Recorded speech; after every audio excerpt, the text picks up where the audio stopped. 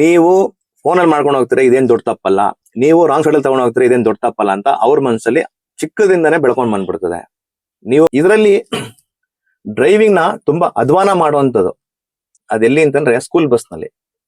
ಸ್ಕೂಲ್ಗೆ ಬಸ್ ನ ಬಿಟ್ಬಿಟ್ಟು ಆರಾಮಾಗಿ ಬಿಟ್ವೀನ್ ಅಲ್ಲಿ ಆಟೋ ಓಡಿಸ್ಕೊಂಡಿದ್ಬಿಟ್ಟು ಇದ್ ಮಧ್ಯದಲ್ಲಿ ಬಸ್ ಏರ್ ಪೈಪ್ ಕಟ್ ಆಗಿದ್ಯಾ, ಪಂಚರ್ ಆಗಿದ್ಯಾ, ಅದು ನೋಡ್ಕೊಳ್ಳೋಂಥವ್ರು ಯಾರು ಇಲ್ಲ ಅಲ್ಲಿ.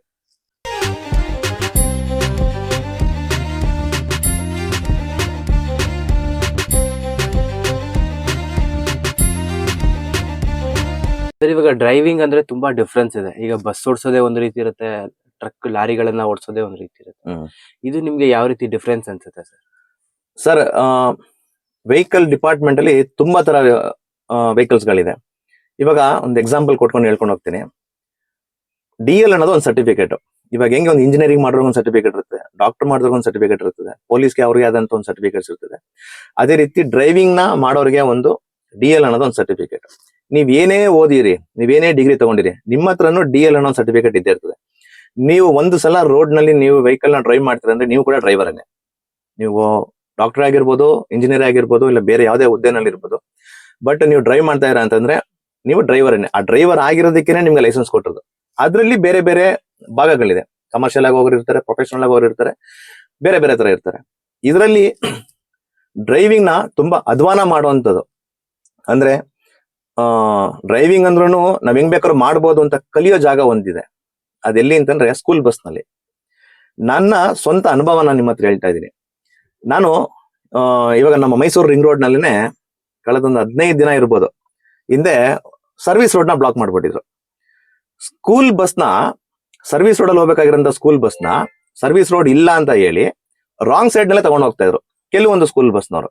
ಆಯ್ತಾ, ಸರಿ. ಈಗ ನೀವ್ ಏನ್ ಪ್ರಶ್ನೆ ಮಾಡ್ತಿರೋ ಹತ್ರ ಪ್ರಶ್ನೆ ಮಾಡಿದ್ರೆ ನನ್ಗೆ ಟೈಮ್ ಇಲ್ಲ, ನಾನು ಅರ್ಜೆಂಟ್ ಆಗಿ ಹೋಗ್ಬೇಕು ಅಂತ ಏನಾರು ಒಂದು ಅವ್ರದೇ ಆದಂತ ರೀತಿ ನೀತಿಗಳನ್ನ ಹೇಳ್ತಾರೆ. ಆರಾಮಾಗಿ ಅಲ್ಲಿ ಪ್ರೈಮರಿ ಮಕ್ಕಳಿಂದ ಹಿಡಿದು ಹೈಸ್ಕೂಲ್ ಮಕ್ಕಳವರೆಗೂ ಇದ್ದಾರೆ, ಕೆಲವು ಬಸ್ ನಲ್ಲಿ ಕಾಲೇಜ್ ಮಕ್ಕಳವರೆಗೂ ಇದ್ದಾರೆ. ಆ ಬಸ್ನ ಆರಾಮಾಗಿ ಅವರು ರಾಂಗ್ ಸೈಡ್ ಅಲ್ಲಿ ತಗೊಂಡೋಗಿ ಅವ್ರು ಯಾವ ಕಡೆ ಹೋಗಿ ಪಿಕ್ ಮಾಡ್ಬೇಕೋ ಆ ಕಡೆಗೆ ಹೋಗ್ತಾ ಇದ್ದಾರೆ. ಇದು ಎಷ್ಟು ತಪ್ಪು ಅಂತಂದ್ರೆ ಇದನ್ನ ತಿದ್ಬೇಕು ಅಷ್ಟು ಮಟ್ಟಿಗಿದೆ. ಯಾಕೆಂದ್ರೆ ಸ್ಕೂಲ್ ನಲ್ಲಿ ಏನಾಗ್ಬಿಟ್ಟಿದೆ ಗೊತ್ತಾ, ಒಬ್ಬ ವೆಹಿಕಲ್ ಇನ್ಚಾರ್ಜ್ ನ ಯಾರನ್ನ ಕೊಟ್ಟಿರ್ತಾರೆ ಅಂತಂದ್ರೆ ಆ ಸ್ಕೂಲ್ ನಲ್ಲಿ ಯಾರಿಗೆ ಅತಿ ಹೆಚ್ಚು ಕೆಲಸ ಇರೋದಿಲ್ಲ, ಆರಾಮಾಗಿ ಮೇಂಟೈನ್ ಮಾಡ್ಕೊಂಡಿರ್ತಾರೆ, ಅವ್ರನ್ನ ತೆಗೆದು ಸ್ಕೂಲ್ ಬಸ್ ಕೊಟ್ಬಿಟ್ಟಿರ್ತಾರೆ. ಆತನಿಗೆ ಆ ಬಸ್ಗೆ ಎಷ್ಟು ಏರ್ ಇಡಿಸ್ಬೇಕು ಅಂತ ಗೊತ್ತಿರೋದಿಲ್ಲ, ಎಲ್ಲಿ ಗ್ರೀಸ್ ಹೊಡಿಸ್ಬೇಕು ಅಂತ ಗೊತ್ತಿರೋದಿಲ್ಲ, ಏನು ಐಡಿಯಾ ಇಲ್ಲ. ಅವ್ರಿಗೆ ಏನ್ ಐಡಿಯಾ ಇರುತ್ತೆ ಅಂತಂದ್ರೆ ಬೆಳಿಗ್ಗೆ ಎಲ್ಲಾ ಟ್ರಿಪ್ ಮುಗಿಸ್ಕೊಂಡು 9 ಅಸೆಂಬ್ಲಿ ಟೈಮಿಗೆ ಸ್ಕೂಲ್ಗೆ ಬರಬೇಕು, ಸಂಜೆ ಕರೆಕ್ಟ್ 4:04 ಬಸ್ನ ತಗೊಂಡೋಗ್ಬಿಟ್ಟು ಡ್ರಾಪ್ ಮಾಡಿ ವಾಪಸ್ ಬರ್ಬೇಕು ಅಂತ. ಇದರಲ್ಲಿ ಇರೋಂಥ ಸ್ಕೂಲ್ ಬಸ್ ಡ್ರೈವರ್ ಯಾವ ತರ ಇದಾರೆ ಗೊತ್ತಾ, ಬೆಳಿಗ್ಗೆ ಸ್ಕೂಲ್ಗೆ ಬಸ್ ನ ಬಿಟ್ಬಿಟ್ಟು ಆರಾಮಾಗಿ ಬಿಟ್ವೀನ್ ಅಲ್ಲಿ ಆಟೋ ಓಡಿಸ್ಕೊಂಡಿದ್ಬಿಟ್ಟು ಅದಾದ ನಂತರ ಸಂಜೆ 4 ಗಂಟೆಗೆ ಹೋಗಿ ಮತ್ತೆ ಟ್ರಿಪ್ ಮಾಡೋಂತ ಇದಾರೆ. ಇದ್ ಮಧ್ಯದಲ್ಲಿ ಬಸ್ ಏರ್ ಪೈಪ್ ಕಟ್ ಆಗಿದ್ಯಾ, ಪಂಚರ್ ಆಗಿದ್ಯಾ, ಅದು ನೋಡ್ಕೊಳ್ಳೋಂಥವ್ರು ಯಾರು ಇಲ್ಲ ಅಲ್ಲಿ. ಬಸ್ ನ ವಾಶ್ ಮಾಡೋಂಥವ್ರು ಕೂಡ ಯಾರು ಇಲ್ಲ. ಇದ್ರಲ್ಲಿ ಏನಪ್ಪಾ ಅಂತ ಮಹತ್ವ ನಿನ್ ಕಂಡಿಡ್ಬಿಟ್ಟೆ ಅಂತ ನೀವು ಕೇಳ್ಬೋದು. ಇವಾಗ ನನ್ಗಾದಂತ ಒಂದು ಅನುಭವ ನಾನು ಹೇಳ್ತೀನಿ. ನಾನು ಒಂದು ಕಾಲೇಜ್ ನಲ್ಲಿ ಕೆಲಸ ಮಾಡ್ತಿದ್ದೆ, ಒಂದು 6 ವರ್ಷ ಕೆಲಸ ಮಾಡಿದ್ದೆ. ನನ್ಗೊಬ್ರು ಫ್ರೆಂಡ್ ಇದ್ರು ಜೊತೆನಲ್ಲಿ, ಸಾಗರ್ ಅಂತ ಹೇಳ್ಬಿಟ್ಟು.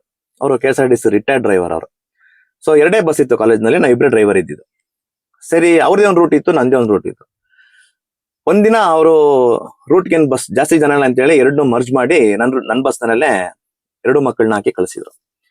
ಸರಿ, ಕುಕ್ರಳ್ಳಿ ಕೆರೆ ಹತ್ರ ಹೋಗ್ತಾ ಇದ್ದೆ ನಾನು. ಈಗ ಕುಕ್ರಳ್ಳಿ ಕೆರೆ ಹತ್ರ ನೀವು ಅಬ್ಸರ್ವ್ ಮಾಡಿದ್ರೆ ನಾವು ಭೋಗಾದಿ ಸರ್ಕಲ್ ಇಂದ ಬಂದು ಸ್ಪೀಚ್ ಅಂಡ್ ಹಿಯರಿಂಗ್ ಇಂದ ಬಂದು ಕಂಟಿನ್ಯೂ ಮಾಡ್ಬೇಕು ಮುಂದೆ. ಆಯ್ತಾ, ಕುಕ್ರಳ್ಳಿ ಕೆರೆ ಎಡಗಡೆಗಿದೆ, ರೈಟ್ ಸೈಡ್ಗೆ ವಿಶ್ವಮಾನವ ಡಬಲ್ ರೋಡ್. ಅದು 4 ರೋಡ್ ಅಲ್ಲ, 3 ರೋಡ್ ಅದು.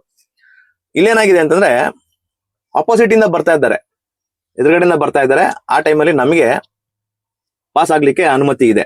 ಅವಾಗ ಒಂದು ಕಡೆ ಮಾತ್ರ ನಮ್ಗೆ ಗ್ರೀನ್ ಮಾರ್ಕ್ ಕೊಟ್ಟಿರ್ತಾರೆ, ರೈಟಿಗೆ ಅವ್ರಿಗೆ ರೆಡ್ ಮಾರ್ಕ್ ಇರ್ತದೆ. ಅದು ಮುಗಿದ ನಂತರ ವಿಶ್ವಮಾನವ ಡಬಲ್ ರೋಡ್ ಕಡೆಯಿಂದ ಬರೋಂಥವ್ರಿಗೆ ಬಿಟ್ಟಾಗ ಇದನ್ನು ಕೂಡ ರೆಡ್ ಆಗುತ್ತೆ. ಆದ್ರೆ ಆ ಡ್ರೈವರ್ ಏನ್ ಮಾಡ್ಬಿಟ್ಟಿದ್ದಾರೆ, ಆ ಸಿಗ್ನಲ್ ತುಂಬಾ ಸಲ ಜಂಪ್ ಮಾಡ್ಬಿಟ್ಟಿದ್ದಾರೆ. ನಾನು ಅವತ್ತಿನ ದಿನ ಏನ್ ಮಾಡಿದೆ, ಹೋಗಿ ಬಸ್ನ ನಿಲ್ಲಿಸ್ತೆ ಅಲ್ಲಿ ಸಿಗ್ನಲ್ ಅಲ್ಲಿ. ಯಾಕಂದ್ರೆ ನನಗೆ ರೆಡ್ ಇತ್ತು, ನಾನು ನಿಲ್ಲಿಸ್ತೆ. ಒಂದು ಹುಡುಗಿ ಬಂದ್ಬಿಟ್ಟು ಸ್ಟೂಡೆಂಟ್, ಅಂಕಲ್ ಯಾಕೆ ಹೋಗಿ ಅಂತಂದ್ಲು. ಇಲ್ಲಮ್ಮ, ಮುಂದೆ ರೆಡ್ ಸಿಗ್ನಲ್ ಇದೆ, ಹೋಗೋವಾಗಿಲ್ಲ ಅಂತಂದೆ. ಏನ್ ಅಂಕಲ್ ನೀವು ಬಂದ್ರೆ ಬರೀ ಇದೇನೆ, ಯಾವಾಗ್ಲೂ ಬರೀ ರೂಲ್ಸ್ ಮಾಡ್ತೀರಾ ನೀವು, ಸಾಗರ್ ಅಂಕಲ್ ಆಗಿರೋ ಜಂಪ್ ಮಾಡ್ಕೊಂಡು ಹೋಗ್ಬಿಟ್ರು ಅಂತ. ಏನಕ್ಕೆ ನಾನು ಉದಾಹರಣೆನ ಕೊಟ್ಟೆ ಅಂತಂದ್ರೆ, ಸ್ಕೂಲ್ ಬಸ್ ಅಲ್ಲಿ ನೀವು ಓಡಿಸ್ತಾ ಇದ್ದೀರಾ, ಸ್ಕೂಲ್ ಬಸ್ ನ ನೀವು ಇವತ್ತು ರಾಂಗ್ ಸೈಡ್ ಅಲ್ಲಿ ತಗೊಂಡು ಹೋಗ್ತಾ ಇದೀರಾ, ಸ್ಕೂಲ್ ಬಸ್ ನಲ್ಲಿ ನೀವು ಇವತ್ತು ಮೊಬೈಲ್ ಅಲ್ಲಿ ಮಾಡ್ಕೊಂಡು ಹೋಗ್ತಾ ಇದೀರಾ, ಸ್ಕೂಲ್ ಬಸ್ ನ ನೀವು ಇವತ್ತು ಓವರ್ ಸ್ಪೀಡ್ ಆಗಿ ಓಡಿಸ್ಕೊಂಡು ಹೋಗ್ತಾ ಇದೀರಾ ಅಂತಂದ್ರೆ, ಮಕ್ಕಳು LKG UKG ಪ್ರೈಮರಿ ಮಕ್ಕಳು ಫಸ್ಟ್ ಅಬ್ಸರ್ವ್ ಮಾಡೋದೇನೆ ಸ್ಪೀಡ್. ಸೆಕೆಂಡ್ ಅಬ್ಸರ್ವ್ ಮಾಡೋದೇನೆ ಕಲರ್. ನೀವು ಅಬ್ಸರ್ವ್ ಮಾಡಿ, ನೀವು ಮಕ್ಕಳುಗಳ ಹತ್ರ ನೋಡಿ, ಆದಷ್ಟು ಒಳ್ಳೆ ಕಾಂಟ್ರಾಸ್ಟ್ ಕಲರ್ ಇರುವಂತ ಗಾಡಿಗಳನ್ನೇ ವೆಹಿಕಲ್ ಸೆಲೆಕ್ಟ್ ಮಾಡ್ತೇವೆ. ಓವರ್ ಸ್ಪೀಡ್ ಆಗಿ ಹೋಗುವಂತ ಆಟ ಸಾಮಾನ್ ಕಾರ್ಗಳನ್ನೇ ಸೆಲೆಕ್ಟ್ ಮಾಡ್ತೇವೆ. ಅವಾಗ ನಾವು ಅನ್ಕೋಬಹುದು ನಾವು ಓಡಿಸಿರೋದು ಅವ್ರೇನ್ ಅಬ್ಸರ್ವ್ ಮಾಡ್ತೀರಾ ಅಂತ. ಇವ್ರನ್ನೊಬ್ಬ ಓಡಿಸ್ತಿರೋದ್ನ ಅವಳು ಅಬ್ಸರ್ವ್ ಮಾಡಿದ್ರೆ ತಾನೇ ಹುಡುಗಿ ನನ್ನ ಹತ್ರ ಬಂದ್ಬಿಟ್ಟು ಸಿಗ್ನಲ್ ಜಂಪ್ ಮಾಡಿ ಅಂತ ಹೇಳಿದ್ದು. ನಿಮ್ಮ ಸ್ಕೂಲ್ ಬಸ್ ನಲ್ಲಿ ಹೋಗುವಂತ ಮಕ್ಕಳುಗಳು ಕೂಡ, ಸ್ಟೂಡೆಂಟ್ಗಳು ಕೂಡ ನಿಮ್ಮ ಡ್ರೈವಿಂಗ್ ನ ಅಬ್ಸರ್ವ್ ಮಾಡ್ತಾನೆ ಇರ್ತಾರೆ. ನೀವು ಫೋನಲ್ಲಿ ಮಾಡ್ಕೊಂಡು ಹೋಗ್ತೀರಾ, ಇದೇನ್ ದೊಡ್ಡ ತಪ್ಪಲ್ಲ. ನೀವು ರಾಂಗ್ ಸೈಡ್ ಅಲ್ಲಿ ತಗೊಂಡು ಹೋಗ್ತೀರಾ, ಇದೇನ್ ದೊಡ್ಡ ತಪ್ಪಲ್ಲ ಅಂತ ಅವ್ರ ಮನಸ್ಸಲ್ಲಿ ಚಿಕ್ಕದಿಂದಾನೇ ಬೆಳ್ಕೊಂಡ್ ಬಂದ್ಬಿಡ್ತದೆ. ನೀವು ಮಾಡುವಂತ ಒಂದು ಸಣ್ಣ ಸಣ್ಣ ತಪ್ಪು ಮುಂದಿನ ಪೀಳಿಗೆಗಳಲ್ಲಿ ನಮ್ ಡ್ರೈವರ್ ಅಂಕಲ್ ಆತರ ಓಡಿಸಿದ್ರೆ, ಅಷ್ಟು ದೊಡ್ಡ ಬಸ್ ಓಡಿಸಿದ್ರೆ ಆತರ ಓಡಿಸಿದ್ರೆ ಅಂತ ಅಂದ್ಮೇಲೆ ಇದೇನ್ ದೊಡ್ಡ ತಪ್ಪಲ್ಲ ಅಂತ ಇವತ್ತಿನ ತನಕ ಅದು ಹಂಗೆ ಬೆಳ್ಕೊಂಡ್ ಬಂದಿರೋಂಥದ್ದು. ಅರ್ಥ ಆಗ್ತಾ ಇದೆಯಾ? ಸೊ ನೀವು ಸ್ಕೂಲ್ ಬಸ್ ನ ಓಡಿಸುವಂತವ್ರು, ನಿಮ್ಮ ಸ್ಕೂಲ್ ನಲ್ಲಿ ಏನ್ ಕೊಟ್ಟಿದ್ದಾರೆ ಯೂನಿಫಾರ್ಮ್, ಅದೆಲ್ಲ ಯೂನಿಫಾರ್ಮ್. ಒಂದು ಹೆವಿ ಬಸ್, ಹೆವಿ ವೆಹಿಕಲ್ ನ ಹ್ಯಾಂಡಲ್ ಮಾಡ್ತಾ ಇದ್ದೇನೆ ಅಂತಂದ್ರೆ ಅವನ ಯೂನಿಫಾರ್ಮ್ ಬಂದು ಕಾಕಿನೇ.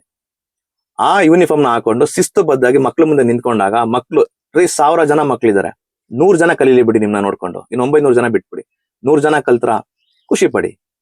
ಈ ರೀತಿಯಾದಂತ ಒಂದು ಹ್ಯಾಬಿಟ್ ನ ಬೆಳೆಸ್ಕೊಂಡು ಬಸ್ ನ ನೀವು ಆದಷ್ಟು ಸುರಕ್ಷಿತವಾಗಿ ಮಕ್ಕಳು ಮುಂದೆ ನೀವು ಡ್ರೈವ್ ಮಾಡಿದ್ರೆ ಮುಂದಿನ ಜನರೇಷನ್ ಗಳಲ್ಲಿ ಆದಷ್ಟು ಟ್ರಾಫಿಕ್ ವೈಲೆನ್ಸ್ ಗಳನ್ನ ನಾವು ಕಮ್ಮಿ ಮಾಡ್ಕೋಬಹುದು. ಇದನ್ನ ನಾನು ಹೇಳ್ಬಲ್ಲೆ.